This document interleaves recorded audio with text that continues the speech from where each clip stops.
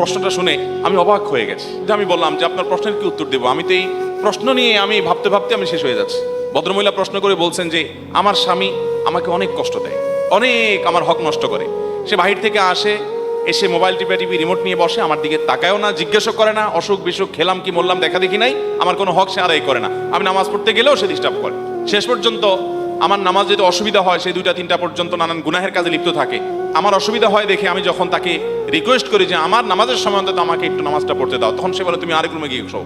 বলতেছে হুজুর, আমার জানার বিষয় হলো এই যে আমি আরেক রুমে গিয়ে ঘুমালাম, এতে কি আমার স্বামীর অধিকার নষ্ট করলাম কিনা। এই একই ভদ্র মহিলা আরেকটা প্রশ্ন করেছেন, বলেছেন যে আমার ছেলে আমার গায়ে, ভয়ঙ্কর একটা ব্যাপার। তো তিনি বললেন যে আমাকে প্রচন্ড করার পর খুব কেঁদেছি কষ্টের চোটে, যেহেতু কষ্ট হয়েছে সেজন্য আমি কাঁদলাম, আমার কাঁদার কারণে আমার সন্তানের কোনো ক্ষতি হবে কিনা হুজুর। তো আমি বললাম যে আপনার এই প্রশ্ন থেকে আমাদের সবার শেখার আছে।